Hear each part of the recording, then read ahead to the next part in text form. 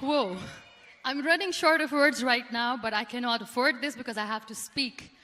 Thank you so much for all the love, for all the warmth.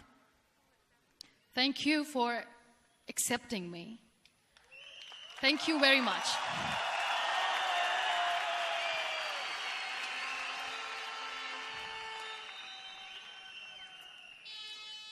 Well, I always start my talk with a disclaimer. And that disclaimer is that I've never claimed to be a motivational speaker. Yes, I do speak, but I feel more like a storyteller because wherever I go, I share a story with everyone. Well, it is a story of a woman whose perfectly imperfect life made her who and what she is today. It's the story of a woman who, in pursuit of her dreams and aspirations, made other people realize that if you think that your life is hard and you're giving up on that because you think your life is unfair, think again. Because when you think that way, you are being unfair to your own self. It's the story of a woman who made people realize that sometimes problems are not too big. We are too small because we cannot handle them.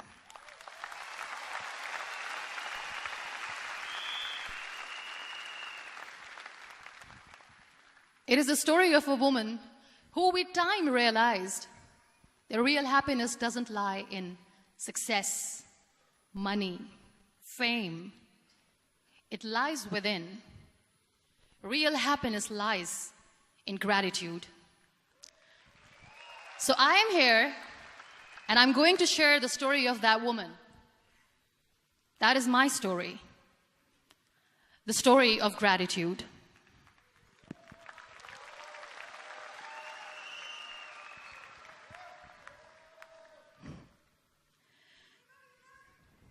I love you too. I love you all. I believe in the power of words. Many people speak before they think. But I know the value of words. The words can make you, break you, they can heal your soul, they can damage you forever. So I always try to use the positive words in my life wherever I go. They call it adversity, I call it opportunity. They call it weakness, I call it strength. They call me disabled, I call myself differently abled. They see my disability. They see my disability, I see my ability. There are some incidents that happen in your life, and those incidents are so strong that they change your DNA. Those incidents or accidents are so strong that they break you physically. They deform your body, but they transform your soul.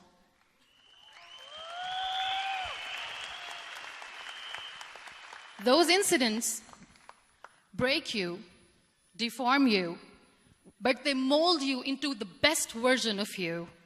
And the same thing happened to me. And I'm going to share what exactly happened to me. I was 18 years old when I got married. And this thing I'm sharing for the very first time on an international level. I was 18 years old when I got married. I belonged to a very conservative family, a Baloch family, where good daughters never say no to their parents. My father wanted me to get married. And all I said was, if that makes you happy, I'll say yes. And of course, it was never a happy marriage. Just about after 2 years of getting married, about 9 years ago, I met a car accident. Somehow my husband fell asleep and the car fell in the ditch. He managed to jump out, saved himself. I'm happy for him. But I stayed inside the car and I sustained a lot of injuries. The list is a bit long. Don't get scared. I'm perfectly fine now. Radius ulna of my right arm were fractured. The wrist was fractured. Shoulder bone and collarbone were fractured. My whole rib cage got fractured. And because of the rib cage injury, lungs and liver were badly injured. I couldn't breathe. I lost urinary bowel control. That's why I have to wear the bag wherever I go. But that injury that changed me and my life completely as a person and my perception towards living my life was the spine injury. 3 vertebrae of my backbone were completely crushed, and I got paralyzed for the rest of my life. So this accident took place in a far-flung area in the outskirts of a very small province, Balochistan, where there was no first aid, no hospital, no ambulance. I was in the middle of nowhere in that toppled car. Many people came to rescue. They gave me CPR. They dragged me out of the car. And while they were dragging me out, I got the complete transection of my spinal cord. And now there was this debate going on. Should we keep it here? She's going to die. Where should we go? There is no ambulance. There was this 4-wheeler Jeep standing in the corner of the street. They said, put her in the back of the Jeep and take her to the hospital, which is 3 hours away from this place. And I still remember that bumpy ride. I was all broken. They threw me at the back of the Jeep and they rushed me to the hospital. That is where I realized that my half body was fractured and half was paralyzed. I finally ended up in a hospital where I stayed for 2.5 months. I underwent multiple surgeries. Doctors have put a lot of titanium in my arm. There's a lot of titanium at my back to fix my back. That's why people in Pakistan call me the Iron Lady of Pakistan.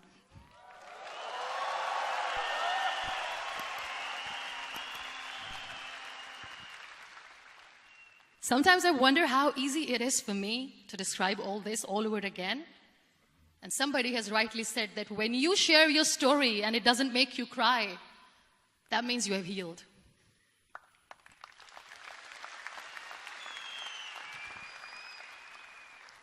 Those 2.5 months in the hospital were dreadful.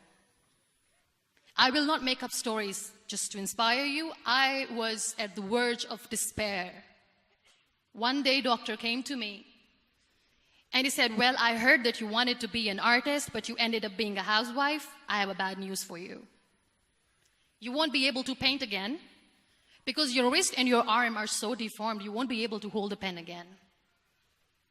And I stayed quiet.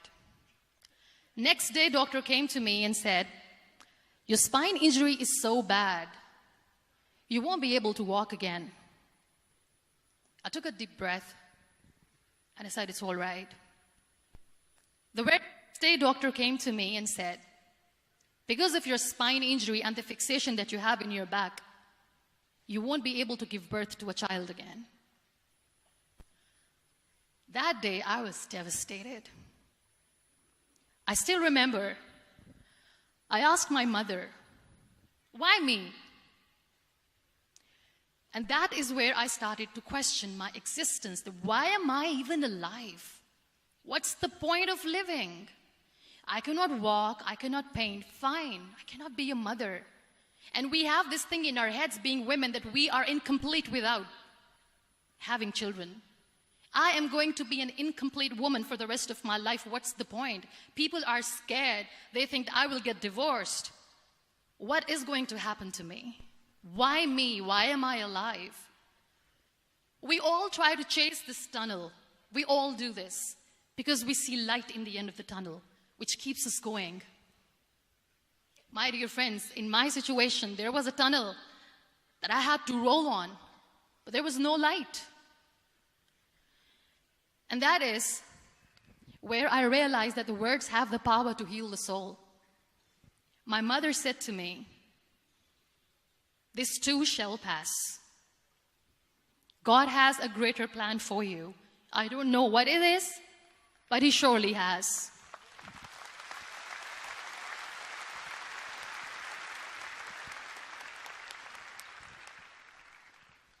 And in all that distress and grief, somehow or the other, those words were so magical that they kept me going. I was trying to put that smile on my face all the time, was hiding. It was so hard to hide the pain, which was there. But all I knew was that if I will give up, my mother and my brothers will give up too. I cannot see them crying with me. So what kept me going was, one day I asked my brothers, I know I have a deformed hand, but I'm tired of looking at these white walls in the hospital and wearing these white scrubs. I'm getting tired of this. I want to add more colors to my life. I want to do something.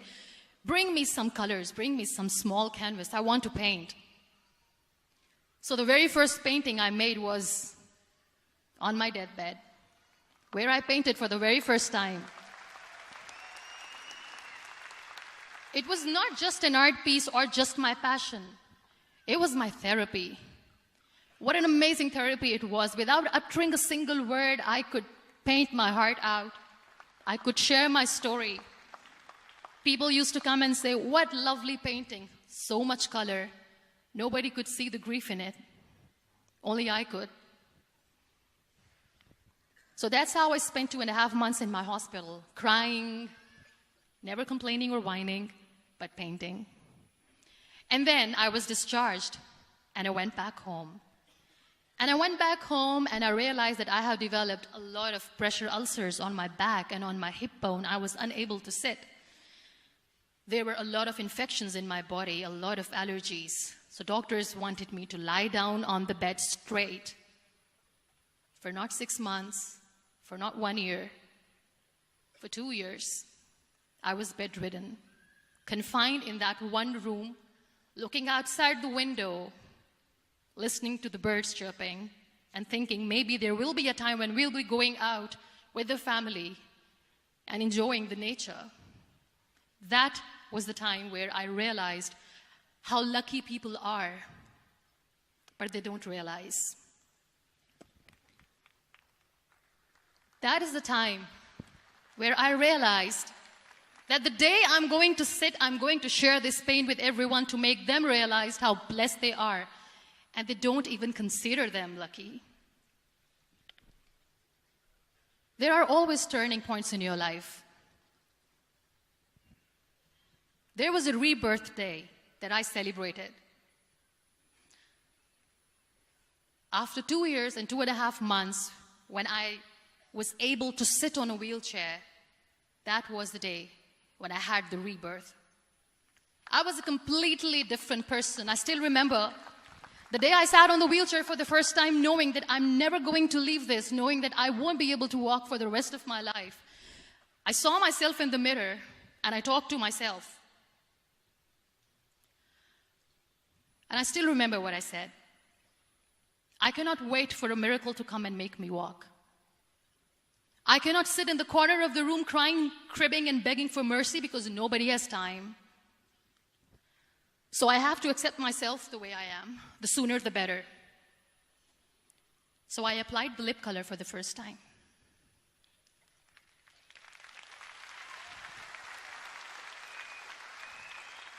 And I erased it. And I cried. And I said, what am I doing? A person on a wheelchair should not do this. What will people say? Clean it up. Put it again. This time I put it for myself. Because I wanted to feel perfect from within.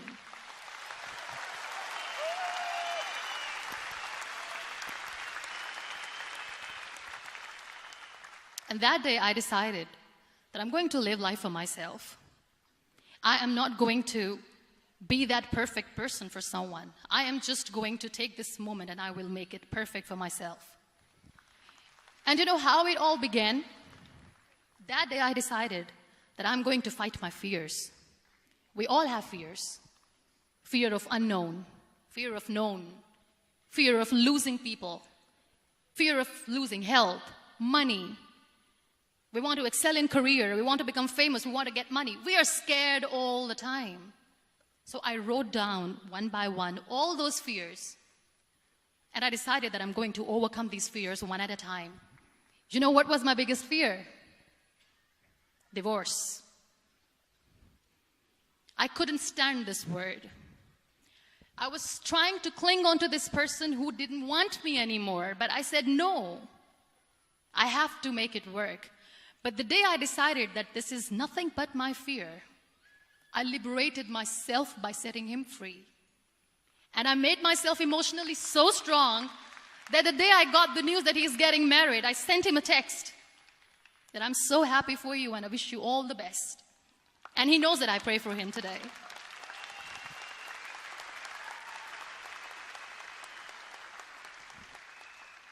My biggest fear, number 2, was I won't be able to be a mother again. And that was quite devastating for me. But then I realized there are so many children in the world, all they want is acceptance. So there is no point of crying, just go and adopt one. And that's what I did.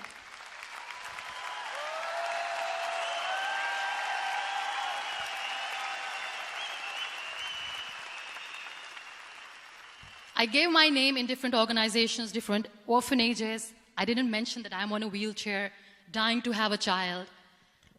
So I just told them that this is Muniba Mazari and she wants to adopt a boy or girl, whatsoever, but I want to adopt a kid. And I waited patiently. 2 years later, I got this call from a very small city in Pakistan. I got a call and they said, "Are you Muniba Mazari? There is a baby boy and would you like to adopt?" And when I say yes, I could literally feel the labor pain. I said, yes, I am going to adopt him. I am coming to take him home.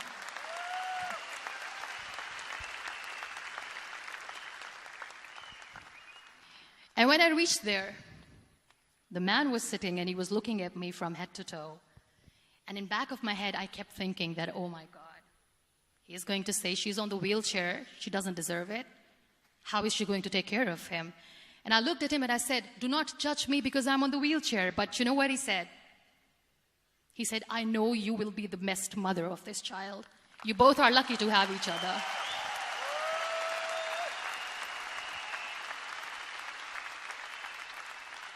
And that day, that was 2 days old, and today he's 6.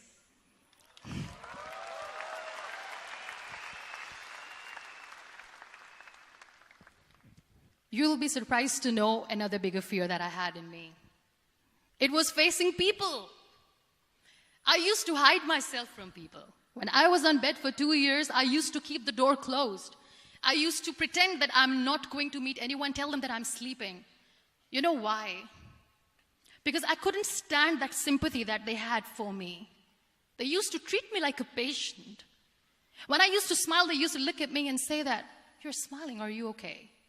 I was tired of this question being asked, "Are you sick?" Well, a lady yesterday at the airport asked me, "Are you sick?" And I said, "Well, besides the spinal cord injury, I'm fine, I guess."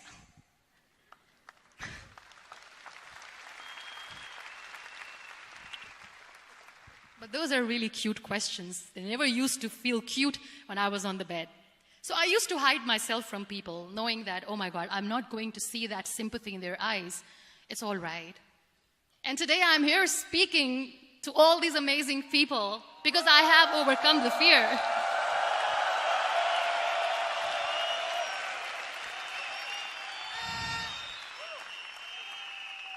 You know, when you end up being on the wheelchair, what's the most painful thing? That's another fear that people on the wheelchair or the people who are differently abled have in their hearts, but they never share. I'll share that with you. The lack of acceptance.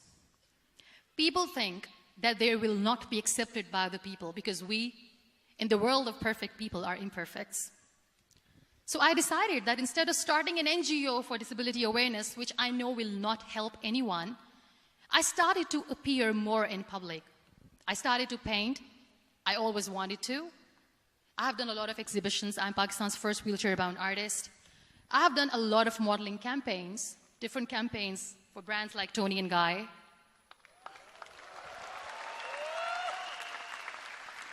I have done some really funny, breaking the barriers kind of modeling. There was this one by the name Clown Town where I became a clown because I know that clowns have hearts too. And then I also decided that if I really want to make the difference, I am not going to let people use me for their polio campaigns where they will make you a victim and an emblem of misery and mercy and will say that, you know what, give polio drops to your children or they'll become like this girl. I decided that I'm going to join the national TV of Pakistan as an anchor person. And I've been doing a lot of shows for the last 3 years.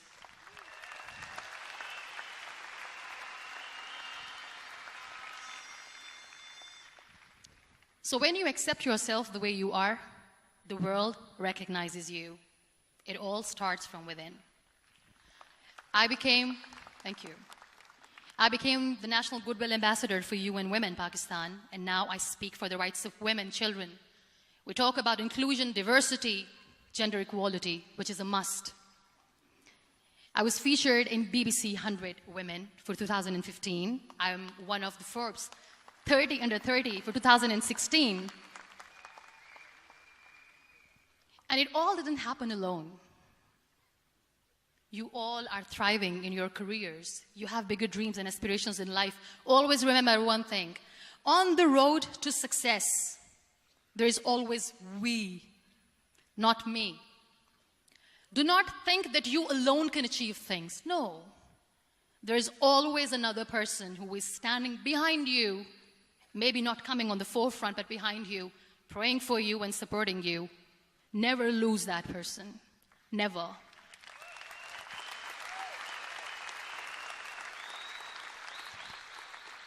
No matter how much I say that I couldn't find a hero, so I became one, I still want to recognize those 3 people in my life who literally changed my life completely, and I get inspiration from them every single day.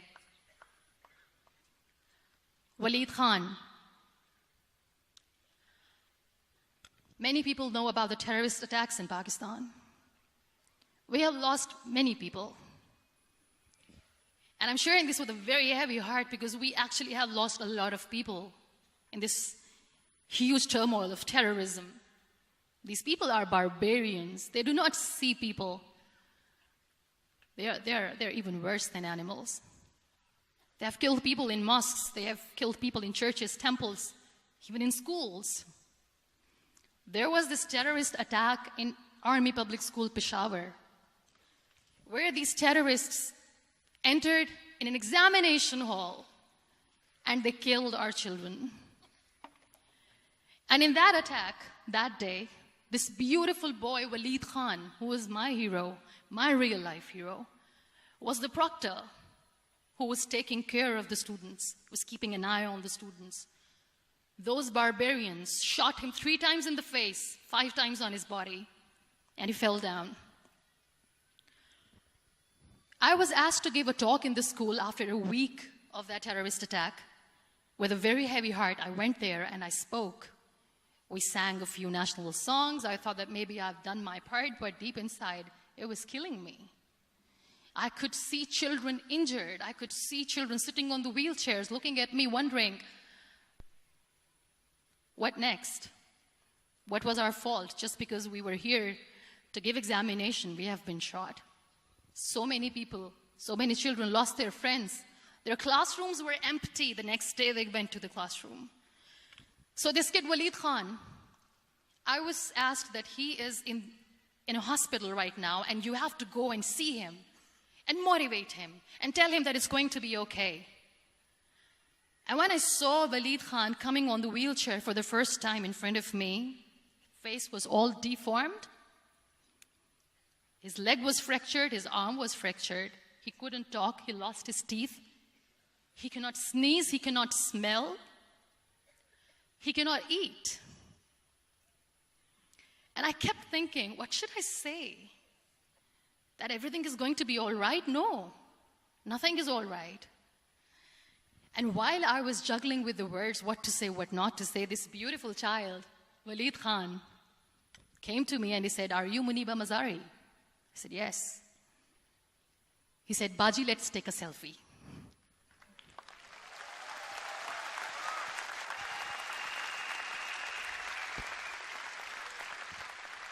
And with that beautiful, toothless smile of Waleed Khan, we took that beautiful selfie that I still have with me. I don't share that here because he was in a very bad shape that time. And that is where I realized that when I was thinking too much about his deformities, he's happy with himself. He doesn't even care. Because today he goes in the same school, and when somebody asks him that what happened to your face, why so many scars, you know what he says? "These scars are my medals and I wear them with pride."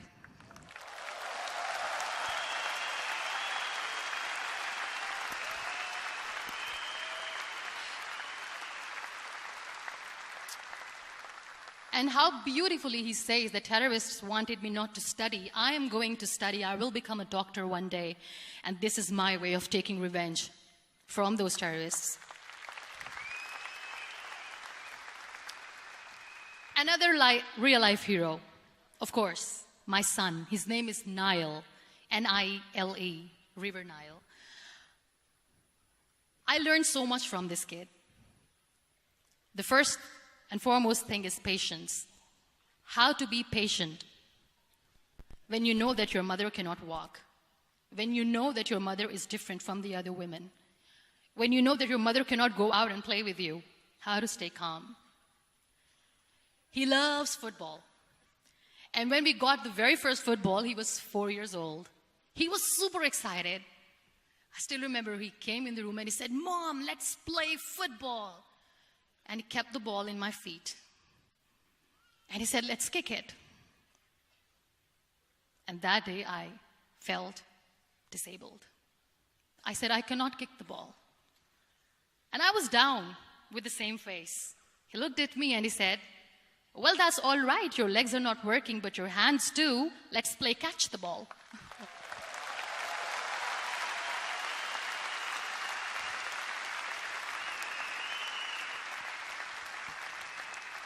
You know what? That day he made me realize that when you think your glass is half empty, come on, your glass is half full. It's all in here and here. Last but not least, the woman who made me realize that heroes have no gender. The woman who believed in me even when I was completely at the verge of despair, where everybody left, she was there. And every time I looked at her, without saying anything, she used to look at me and said, "This too shall pass. God has a bigger plan. And one day you will say that, oh my God, that is why God has chosen me." She never cried in front of me. She has always said that there will be haters, there will be naysayers, there will be disbelievers, and then there will be you proving them wrong. My mother.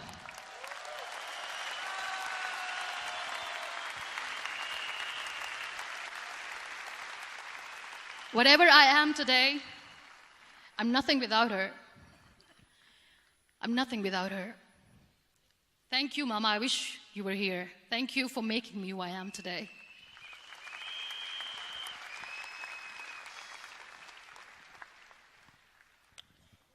You know what? We human beings have a problem.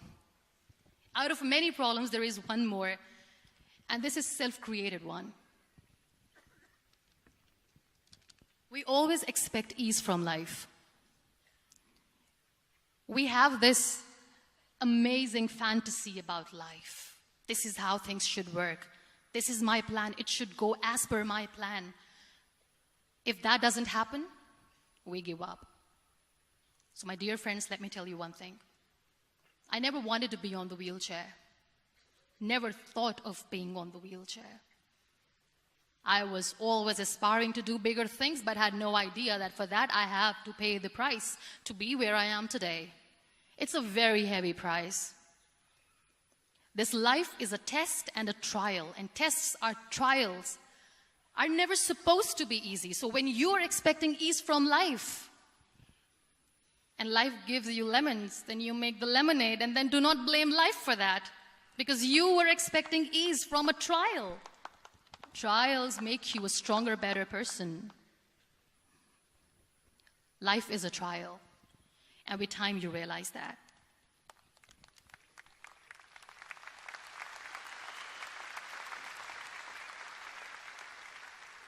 It is okay to be scared.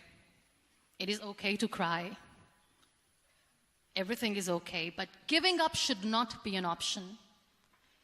They always say that failure is not an option. Failure should be an option, because when you fail, you get up, and then you fail, and then you get up, and that keeps you going. That's how humans are strong.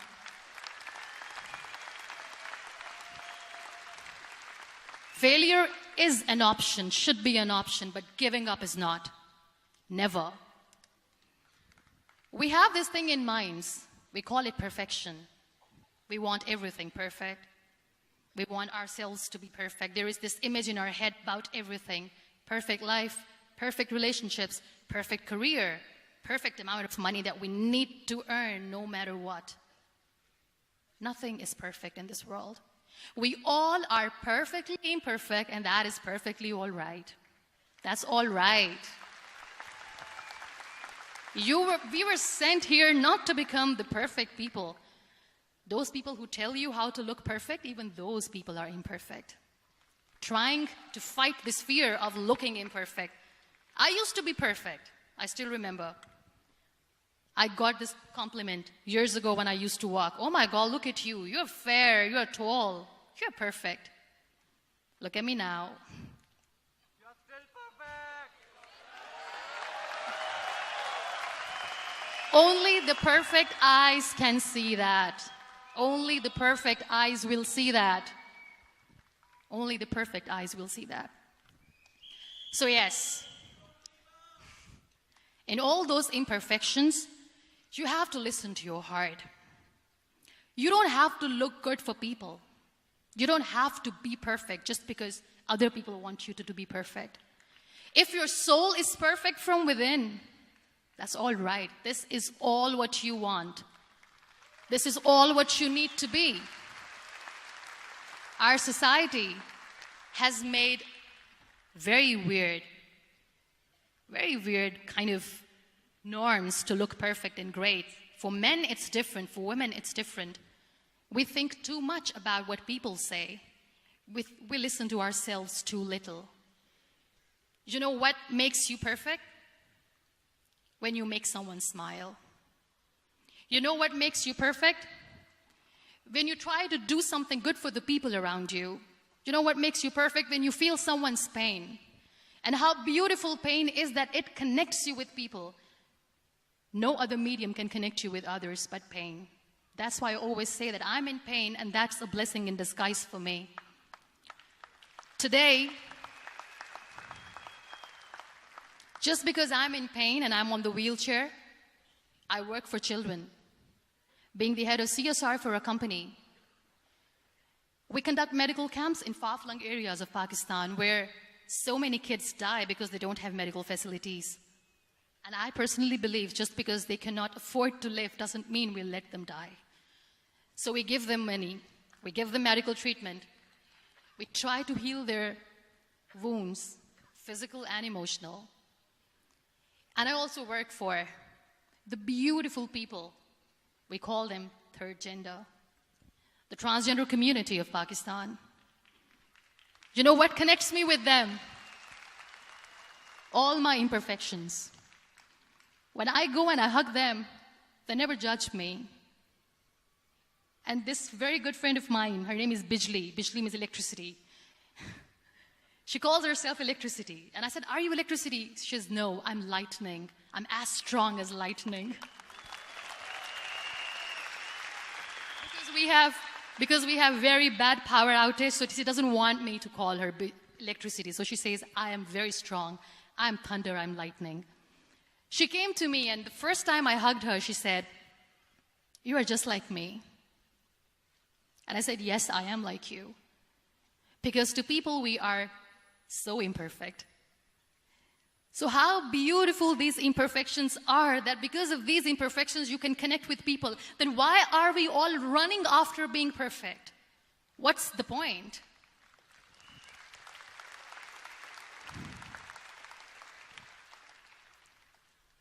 Every time I go in public, I always smile.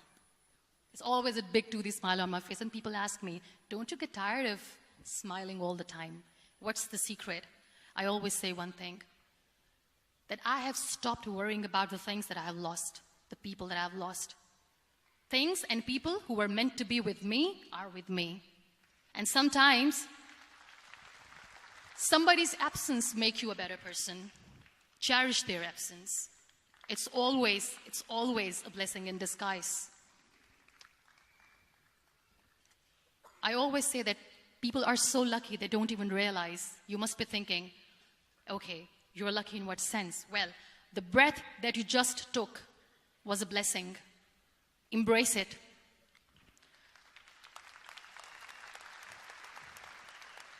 There are so many people in the world who are dreaming to live a life that you are living right now. You have no idea. Embrace each and every breath that you are taking. Celebrate your life. Live it. Don't die before your death. We all die.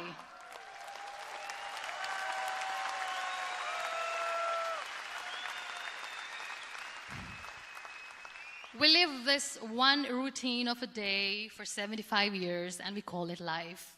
No, that's not life. If you're still thinking why you have been sent here, if you're still juggling with the concept of why you are here, you haven't lived yet. You work hard, you make money, you do it for yourself. That's not life. You go out, you seek for people who need your help, you make their lives better. You become that sponge which can absorb all the negativity, and you become that person who can emit beautiful, positive vibes. And when you realize that you have changed someone's life, and because of you, this person didn't give up, that is the day when you live. Always.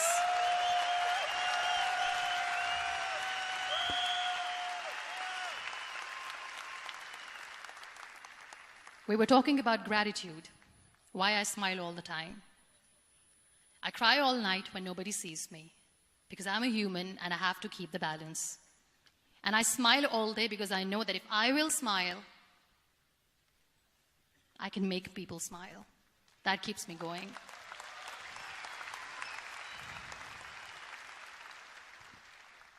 Be grateful for what you have, and you will always, always end up having more. But if you'll cry and if you'll crib for the little things that you don't have or the things that you have lost, you will never ever have enough. Sometimes we are too busy thinking about the things that we don't have that we forget to cherish the blessings that we have. I'm not saying that I'm not healthy and that makes me unlucky. But yes, it is hard. It is hard when I say that I cannot walk. It is hard to say when I wear this bag. It hurts. But I have to keep going. Because never giving up is the way to live. Always.